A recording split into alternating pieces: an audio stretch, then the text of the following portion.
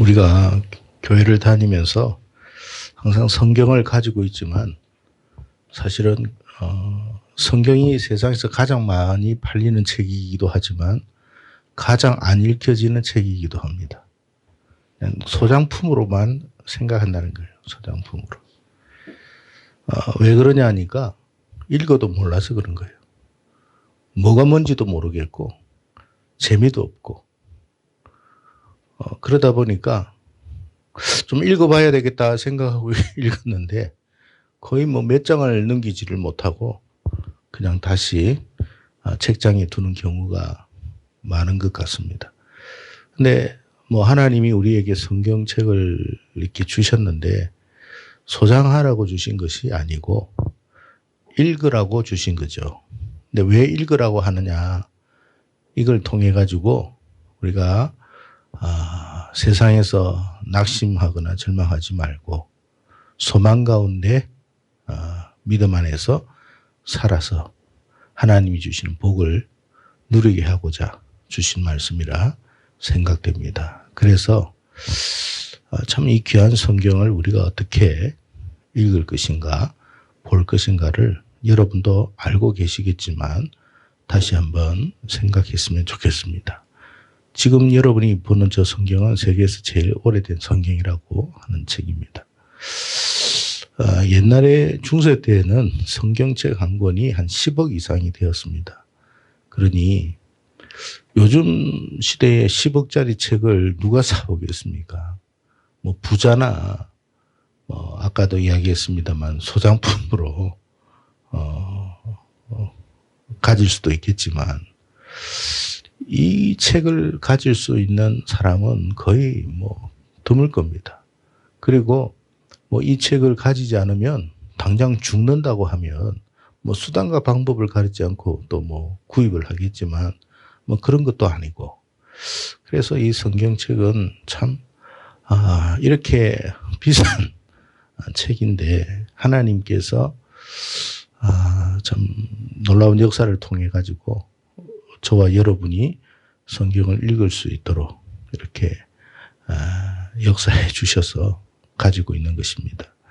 한글로 번역됐다는 것이 너무 감사하고 그래서 여러분 뭐 한글을 아는 사람은 다 이게 읽을 수 있는 거잖아요. 여러분 이게 우리가 여러분이 이승만 대통령이 초등학교를 만들었을 때 그 목적이 있었다고 합니다. 우리나라 사람들이 다 맹인이에요. 그러니까 글을 모르는 맹인이다 보니까 글을 알게 하는 게 목적이고 두 번째는 성경을 읽게 하려고 초등학교를 국립으로 만들어버린 거예요. 그게 얼마나 여러분 놀라운 일인지 몰라요. 그래서 성경을 보게 되고 깨닫게 되고 기도하게 되고 그래서 어떻게 됐어요? 가정이 부흥하게 되고 나라가 잘 살게 됐어요. 우리가 그거를 알아야 합니다. 이게 하나님의 역사예요. 하나님의 역사. 이 나라에 주신 하나님의 복이라는 거예요.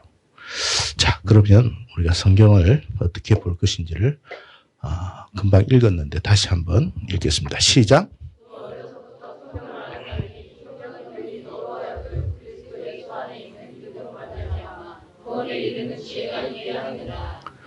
성경을 너는 어려서부터 알았다 그랬어요. 그럼 여기서 알았다는 말의 뜻이 무슨 의미일까요?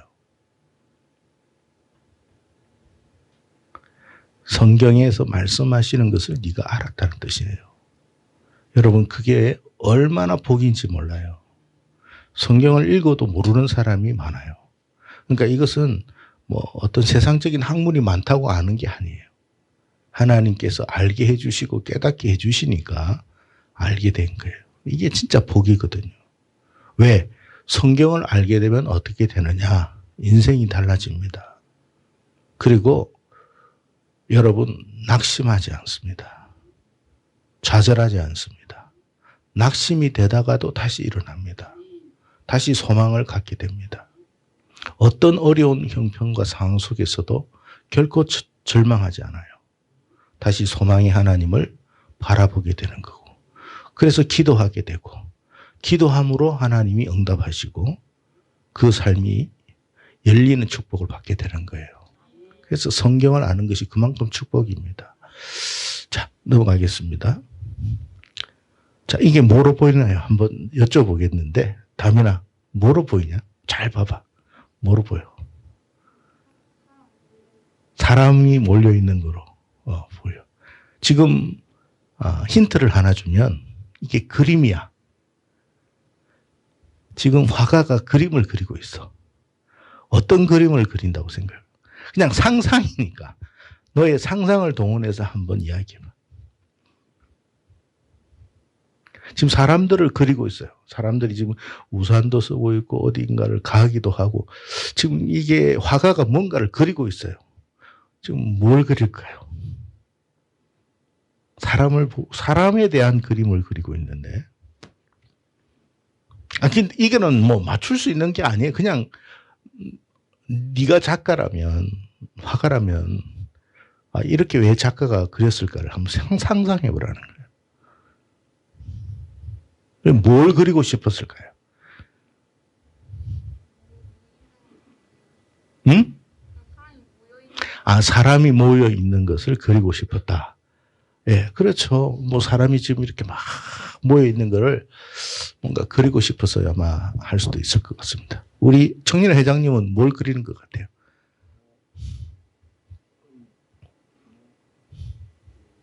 모여 있는 사람들, 그러니까 모여 있을 때 저 집단이 뭘 하지 하는 거 오는 사람도 있고, 아니면 아예 관심이 없는 사람들도 있고, 그걸 좀 보여주고. 그래요. 우리가 이 그림 한 편만 보면 별의별 생각을 다 할 수 있습니다. 그죠? 이렇게도 생각할 수도 있고 저렇게 생각할 수 있고. 자, 그럴 것 같아요. 자, 한 번 더 보겠습니다. 좀 더 넘기지 말고. 참, 여기에서 이제 우리가 그린 화가의 그림을 보게 되는데 좀 다르죠? 뭘 그리고 있을 것 같아요? 예? 머리카락. 예, 또. 예? 예, 지금 사실은 성경에 대한 이야기를 하기 위해서 지금 하는 이야기니까 너무 심각하게는 생각하지 마세요. 예, 우리가 보는 대로 느끼는 대로도 말씀하시면 되는 거예요. 예, 우리 임민성 집사님은 머리카락. 예, 또 다음 그림 한번 봅시다. 제가 좀 더 확대해서 그랬어요. 유진이는 뭘 그린 것 같아요? 화가가. 사람 머리를 그린 것 같아요. 사람의 한 사람 한 사람을 통해서 사람의 머리를 그렸다. 예, 잘 봤어요. 자, 이제 화가가 뭘 그리고 있는지 한번 보겠습니다. 자,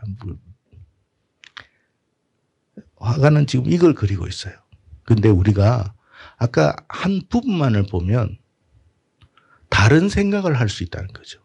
무슨 말이냐면 하나님이 성경을 통해서 우리에게 궁극적으로 보여주고자 하는 그림이 있어요. 말씀하고자 하는 그림이 있는데 우리는 한 편만 보면 그걸 가지고 우리의 자의대로 해석할 때가 있어요. 그죠? 자의대로 해석을 하다 보면 자칫 뭐가 될 수가 있어요?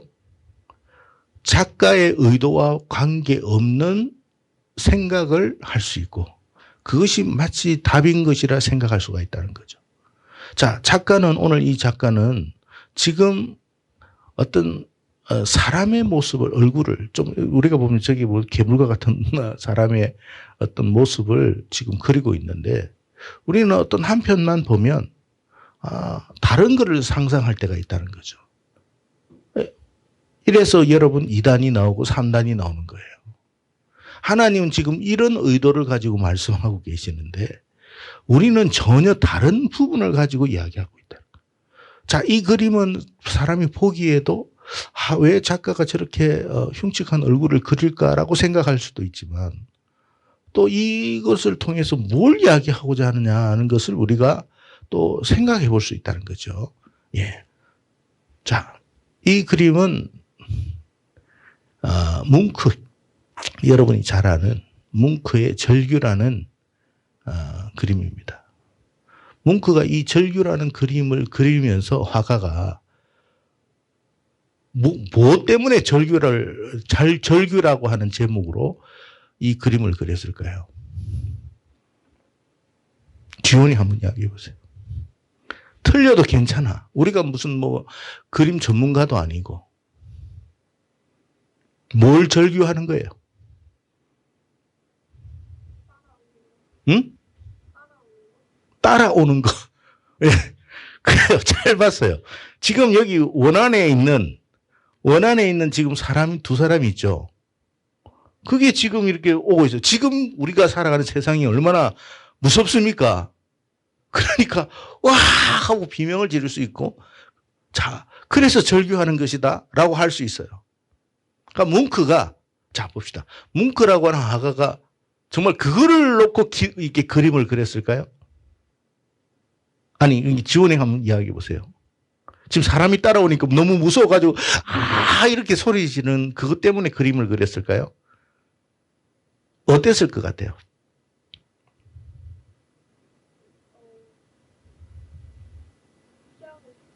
피하고 싶으니까. 예. 어떤 사람은 해석을 또 다르게 하는 사람이 있어요. 뭐라고 해석하느냐면, 나는 솔로고 저 사람은 연인이 오니까 거기에 대한 솔로의 절규. 그래서 뭉크가 저런 그림을 그렸다라고 하는 이야기를 해요. 그냥 재미난 이야기예요. 그런데 뭉크가 절규라고 하는 이 그림을 그린 것은 저 사람이 아니에요. 포인트가 사람이 아니에요. 뭐냐면 저녁 노을의 붉은 노을을 보고 이 저녁 노을이 핏빛과 같고 불타는 것과 같아가지고 공포심에서 그린 그림이라고 되어 있습니다. 왜 그런 그림을 그렸느냐 하면 절규는 어릴 때 엄마와 누나가 폐병으로 죽었어요. 죽음에 대한 두려움이 있었던 거예요. 언제 죽을지 모르는 정신적 강박감이 있었어요. 뭉크가 그랬다 이 말이에요. 그런데 어느 날 친구하고 산책을 하다가 거니는데 너무 저녁 노을이 붉어가지고, 이게 우리가 저녁 노을이 붉을 때는 아름답다라고 표현하잖아요. 근데 뭉크는 뭐로 느꼈다고요? 불타는 것과 피로 본 거예요. 내가 죽겠구나라는 생각을 갖고 그림을 그렸다라는 이야기입니다. 그러니까 뭐냐면 작가의 의도라는 게 있다는 거죠. 우리가 성경을 볼 때도 작가의 의도를 모르면 엉뚱하게 해석을 한다는 거죠. 그죠? 그리고 그것이 마치 진리인 것처럼 이야기한다는 거예요. 그게 오류예요, 오류. 그러니까 여러분 성경에서 작가가 누구예요? 우리가 하나님이잖아요. 성령님이라고 그러잖아요. 그러면 성령님이 왜 이 말씀을 하셨는지에 대한 작가의 어떤 생각을 가지고 읽어야지, 내가 상상한다고 이 말씀이 이해되는 게 아니고 해석되어서는 안 된다는 거죠. 그죠? 그래서 우리가 성경을 볼 때는 좀 더 하나님의 마음으로 봐야 돼요.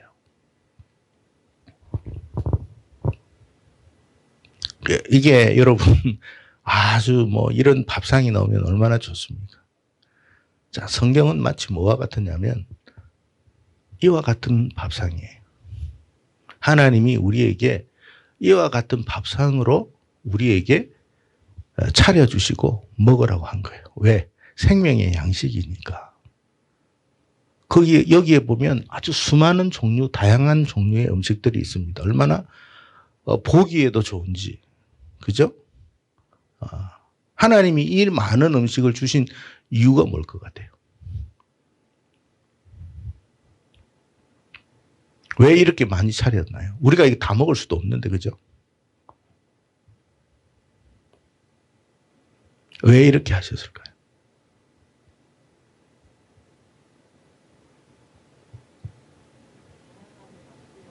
예? 예, 맞아요. 다양하게 맛보라고. 왜 다양하게 맛보라고 했을까요?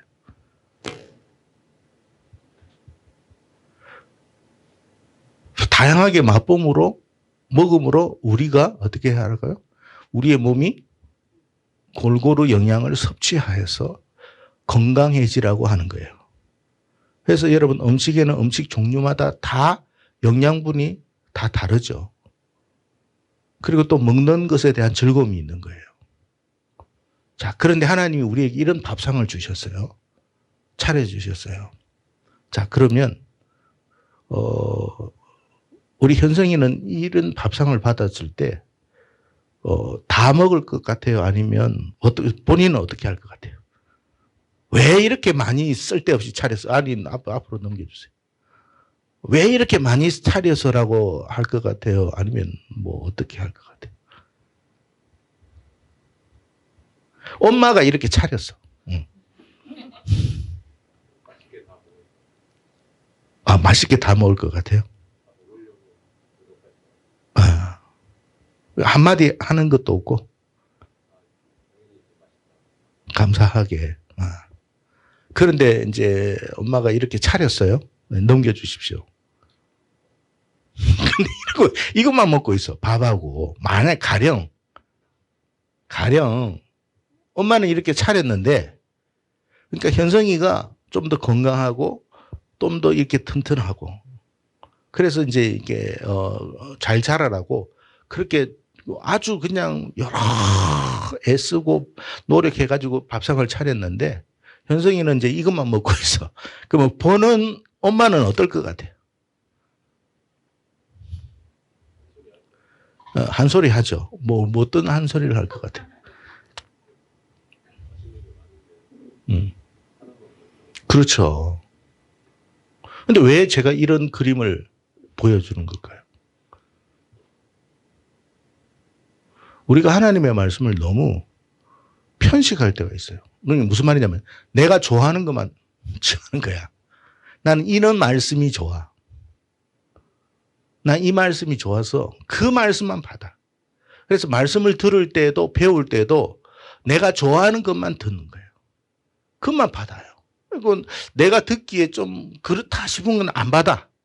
그건 뭐냐면, 그 많은 다양한 밥상을 하나님께서 우리를 위해서 차려놓아 주셨는데, 안 먹는 거하고 똑같은 거고, 내가 좋아하는 것을 취하는 거와 똑같은 거예요. 여러분은 어떠신지 한번, 여러분 스스로 한번 생각해 보세요. 어떠세요, 여러분? 정말 이런 음식만 계속 먹고 있다면 우리의 몸은 어떻게 될 것 같아요? 네? 영양이 불균형하기 때문에 반드시 어떻게 돼요? 문제가 생깁니다. 네.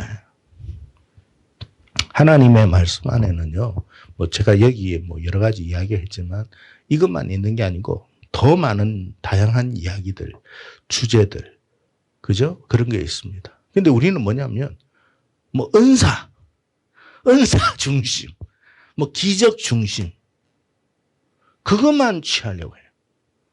또 축복. 여러분, 성경 안에는 축복만 있는 게 아니에요. 심판도 있고 저주도 있어요. 그죠? 또 비유, 우리가 신천지가 제일 많이 말하는 거, 비유. 여러분, 성경에 어떻게 비유만 있습니까?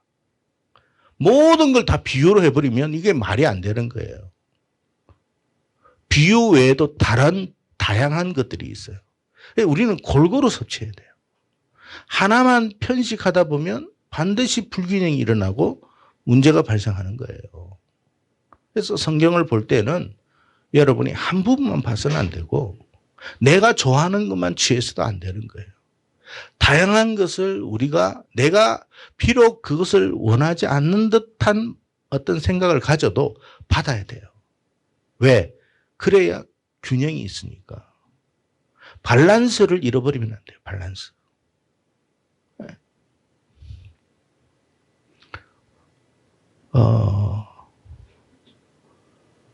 뭐로 보여요? 예? 정미 집사님, 뭐로 보입니까? 예? 아니, 그냥 말씀하셔도 돼요. 뭐라고요? 뭔지, 내가. 밀웜? 그렇죠. 예, 예. 이름은 제가 잘 모르는데, 이런,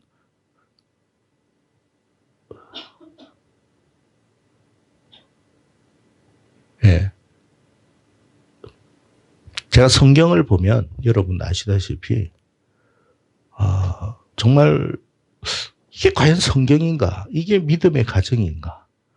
그럴 때가 있습니다. 여러분 다윗의 가정을 한번 가령 생각해 보세요. 하나님께서 다윗을 사랑하시고 축복하셔서 하나님의 자녀로 선택했습니다. 그런데 그 가정을 한번 보세요. 그 가정 어때요? 정말 이게 정말 믿음의 가정인가? 그렇게 생각될 때가 없습니까? 성경을 읽다 보면 배우다 보면 그럴 때가 있어요. 왜 그런 이야기를 해요?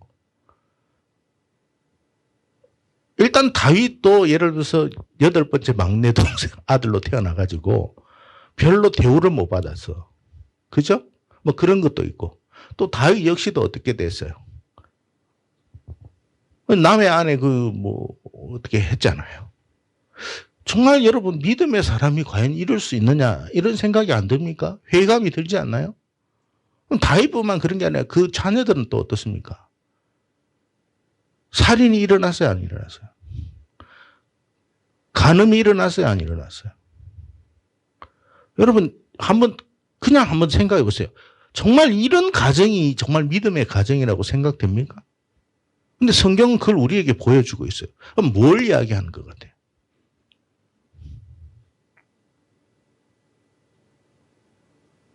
주연이 한번 말해보세요. 가령 다윗의 가정이라고 생각하지 말고 내 가정이라고 생각하고 한번 생각해 보세요. 자, 나는 예수를 믿어요. 우리 가정도 예수 믿어요. 근데 보니까 콩가루야. 아버지도 콩가루고 오빠도 콩가루고 동생도 콩가루고 자식도 콩가루야. 아버지 죽이려고 했으니까. 이게 무슨 믿음의 가정이야. 그래요, 안 그래요? 아니, 그냥 여러분 이야기해 보세요. 그래요, 안 그래요? 여러분은 이런 가정을 믿음의 가정이라고 할 수 있나요? 근데 성경은 믿음의 가정이라고 해요, 안 해요? 아니, 그냥 우리의 생각과 달리 성경에서는 믿음의 가정이라고 해요, 안 해요? 해요. 그러니까 여러분 성경 한 부분을 보면 또 우리의 삶의 한 부분을 보면 마치 이게 뭐 벌레와 다를 바도 없어. 왜 내 삶이 이렇게 복잡하고 왜 이러냐 말이에요. 인생이 왜 이러냐 말이에요. 아까 우리 회장님이 이야기했죠. 자기가 찬양을 할 때 이런 찬양만 해서 힘들고 어려울 때 이런 찬양을 부르게 된다. 왜 예수 믿는데 이런 삶이 꼬이는 삶이 힘든 삶이 있냐 말이에요. 하나님이 살아계시다면 왜 이러냐 말이야. 왜 좋은 일만 일어나지 않고 왜 내 삶 속에 이렇게 슬프고 아프고 복잡하고 괴로운 일만 많냐 말이에요. 이게 과연 믿음의 가정이면 그렇게 해서 실망할 수 있어요, 없어요? 있잖아요. 하나님이 이런 상황 속에서 있다고 말할 수 있겠어요, 없겠어요? 아니, 오빠가 여동생을 강간하고 아니, 그렇잖아요. 형제가 형제를 죽이고 아들이 아버지 잡아 죽이겠다고 지금 야단이고. 왜 하나님이 다윗의 가정을 보여주셨겠어요? 임집사님.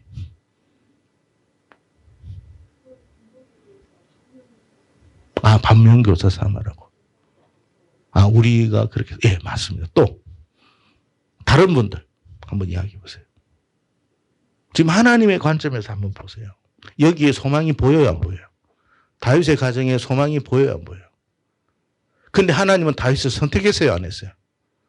했어요. 뭘 말하는 것 같아요?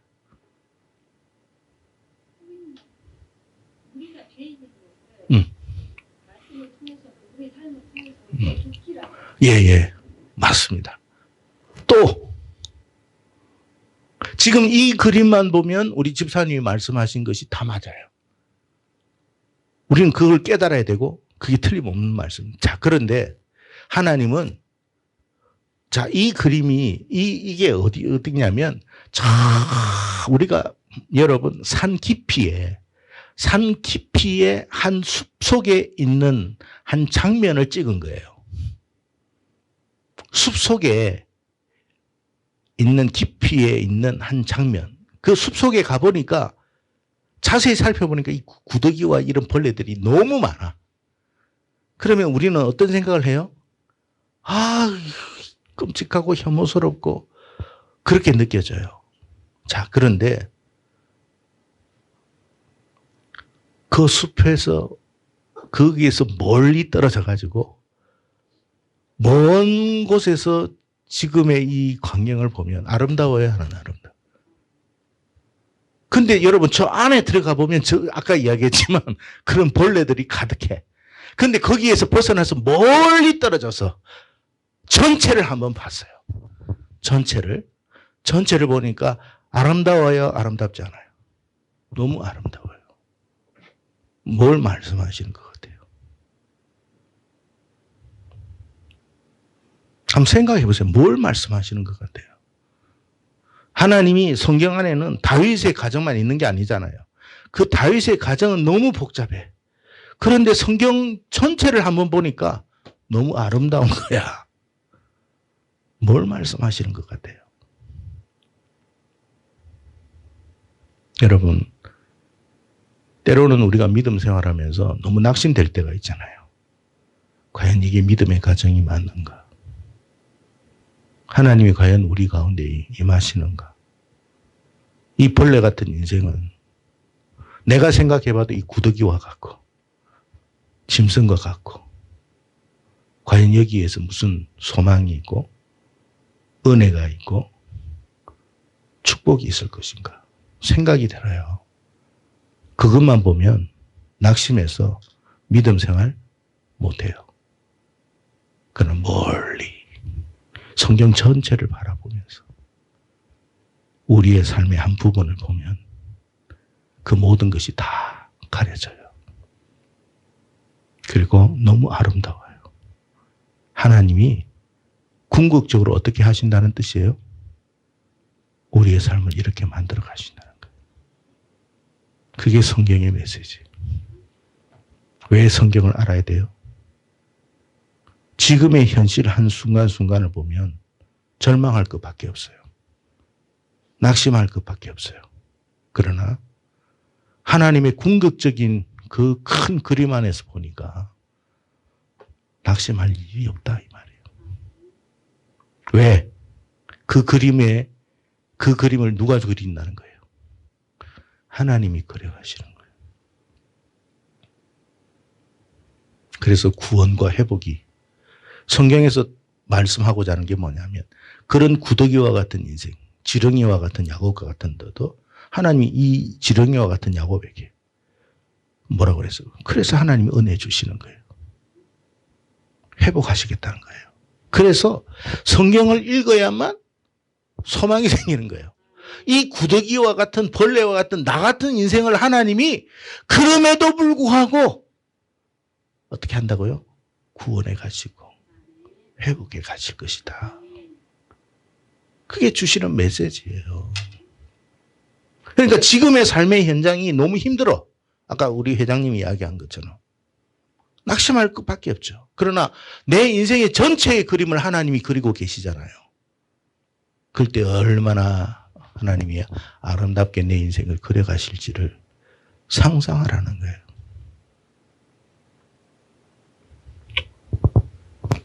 자, 그래서 우리가 성경을 볼 때는 두 가지 관점으로 봐야 합니다. 첫째는 통시적인 관점, 두 번째는 공시적인 관점이에요. 통시적인 것과 공시적인 것은 뭐냐면 공시적인 것은 한마디로 아까 이야기했지만 다윗이면 다윗, 그 삶의 현장, 그 부분만 보는 거야. 근데 그것도 봐야 돼요. 그것을 보면서 아까 우리 임 집사님이 말한 것처럼 뭐예요? 우리가 죄인이고 정말 우리는 구원받을 수 없는 인생이고 소망도 보이지 않고 그런 인생이라는 거예요. 겉은 화려해요. 겉은 왕이에요. 겉만 왕이지 속은 말할 수 없는 죄인이에요. 여러분 겉은 이게 우리 가정은 겉은 괜찮아 보여. 근데 속을 들여다보니까 정말 이게 구역질이 나. 그럴 수 있잖아요. 우리 각 가정들이. 그래서 공시적 관점이라는 게 뭐냐면 우리의 한 부분들을 봐야 돼요. 그러니까 그것만 보지 말고 역사의 전체적인 흐름에 따라서 보라는 거예요. 하나님이 나를 어떻게 만들어 가시고 어떻게 인도하시고 이끌어 가시고 세우실 것인가를 보라는 거예요. 그게 성경을 보는 거예요, 성경을. 그러니까 여러분 한 번만 보면 이 지온이 이거 뭐 이래? 쟤 예수 믿는 사람 맞아? 그렇게 판단해 버린다는 거예요. 하지 말라는 거예요. 왜? 이 인생의 그림을 누가 그려요? 내가 그리는 게 아니고 하나님이 그려가시는 거예요. 그래서 우리가 감사하게 되는 거예요. 내 인생을 하나님이 그려가신다는 거예요. 아까 제가 처음 있죠. 사람 하나하나를 그려갈 때는 그것이 마치 사람을 그리는 것 같죠. 사람의 어떤 그림, 여러 사람을 그리는, 그 여러 사람을 그리는 게 아니라 결국 나를 그리는 거예요.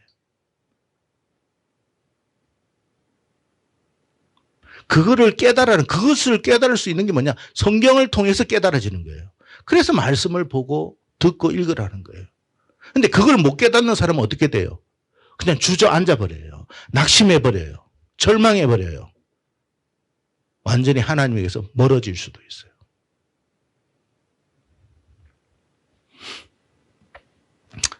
여러분, 성경이 궁극적으로 말하고자 하는 것은 하나님이 세우시는 영원한 나라를 보라는 거예요. 그 하나님이 세우시는 영원한 나라에 우리를 어떻게 하신다고요? 이끌어 가실 거라는 거예요. 그러니까 여러분 세상의 한 부분 단편만 보면 소망이 안 보여요. 여러분 세상 보면 이 뭐 정권이 뭐 이래 저래 막 이런 이야기해요.